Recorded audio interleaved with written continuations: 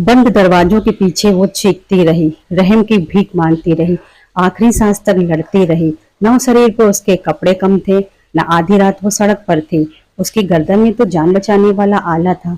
सब कुछ सही था, लेकिन फिर भी वो नहीं बची। उसको मारा गया, उसकी हड्डियां तोड़ दी गईं, उसको लूट लिया गया, उसकी अस्मत को ताड़ ताड़ कर दिया गया और आखिरी में उसे मार ही दिया गया।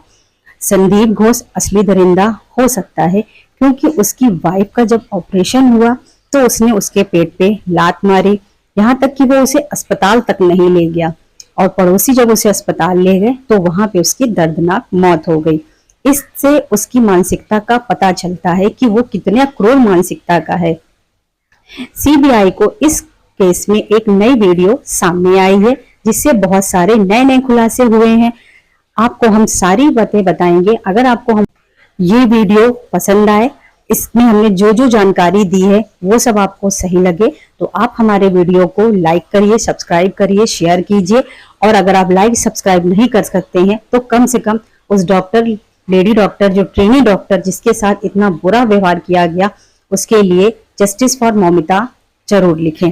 तो आइए हम आपको आगे बताते हैं। सीबीआई के हाथ नए नए खुलासे आ रहे हैं और सीबीआई भी सन्न रह गई है। वह समझ नहीं पा रही है कि ऐसा कैसे हो सकता है। सीबीआई को जो नए सबूत मिले हैं, उन्होंने सारे केस को पलट कर ही रख दिया है। असली गुनाहगार राय हो सकता है और नहीं भी हो सकता है, क्योंकि संदीप घोष के साथ में जो जो चीजें मिली हैं वो अलग ही सा रुख पलट रही हैं। अगर वीडियो सामने नहीं आती तो असली गुनाहगार पकड़ा ही नहीं जाता और किसी और को अपना निशाना बनाता। इस वीडियो से तो सीबीआई भी सन्न हो गई है, पुलिस डिपार्टमेंट का पूरा महकमा सन्न हो गया है, क्योंकि इस वीडियो में पुलिस महकमे में एक ऐसे अधिकारी के शामिल होने की आशंका जताई जा रही है जो कि इस केस में था, जो कि एक बहुत बड़ा अधिकारी है, जिसके बारे में लोगों ने कभी कल्पना भी नहीं की थी कि ये भी ऐसा कर सकता है। दिन ब दिन ये केस उलझता जा रहा है। बता दें दोस्तों आपको कि संदीप घोष कोई ऐसा वैसा इंसान नहीं है, वो तो एक मिनी सीएम निकला, तभी तो उसका पलड़ा भारी है। इसकी असली ताकत के बारे में आज हम आपको पूरा विस्तार पूर्वक बताते हैं। संदीप घोष को आज तक कोई भी गिरफ्तार नहीं कर पाया है। जो भी उसके अगेंस्ट खड़ा हुआ है उसकी छुट्टी हो गई है, लेकिन सीबीआई ने जब से इस केस में अपना हाथ लगाया है और जब से सेंट्रल एजेंसी आई है, राज दखल नहीं कर पा रहा है। इसी वजह से तो वह अरेस्ट हुआ है। प्रिंसिपल रहते हुए उसका ऐसा रसूख था कि उसका ट्रांसफर 2 बार हुआ, लेकिन दोनों बार उसका ट्रांसफर रुक गया। जैसे जैसे लोग उसके बारे में कोई भी शिकायत करते थे, या तो उन्हें वहां से हटा दिया जाता था या फिर उनका तबादला कर दिया जाता था। डॉक्टर के रेप और मर्डर केस के 2 दिन बाद ही उसने अपना इस्तीफा दे दिया और उसके कुछ घंटों बाद उसे दूसरे किसी भी नए अस्पताल में तुरंत प्रिंसिपल बना दिया गया, जबकि प्रिंसिपल नियुक्ति में उसका स्थान 16वें स्थान पर था, लेकिन अचानक से उसे पहले पोजीशन पे डाल दिया गया और उसे वहां पे प्रिंसिपल बना दिया गया। ये सब तो आप समझ गए कि उसका रुतबा, उसका रसूख कितना ज्यादा था। बड़े बड़े नेताओं से उसका मिलना जुलना था, बड़े बड़े अधिकारी उसके यहाँ आते थे, तो उसने अपने इस रसूख का पूरा फायदा उठाया। आपको हम बता देते हैं कि 31 मई 2023 को उसका ट्रांसफर हुआ, लेकिन 24 घंटे के अंदर ही ये ऑर्डर वापस हो गया।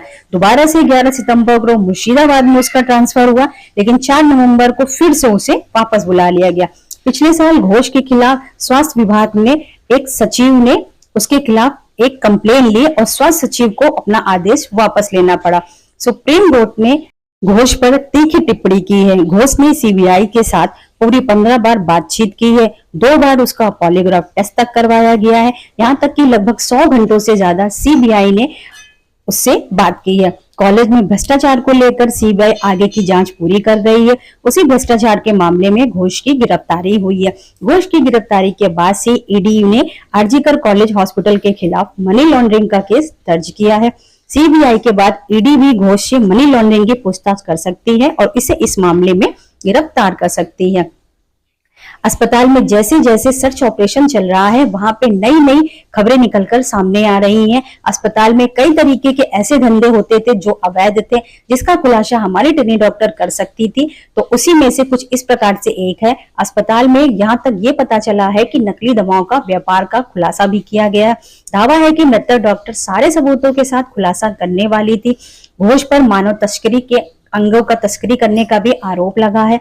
आरोपों के अनुसार बंगाल में ऐसा रैकेट चलता था जिसमें सभी लोग इन्वॉल्व थे, यहाँ तक कि उसमें बड़े बड़े नेताओं के शामिल होने का भी हाथ है। इस वजह से बंगाल में सियासत बहुत तेजी से गर्मा गई है।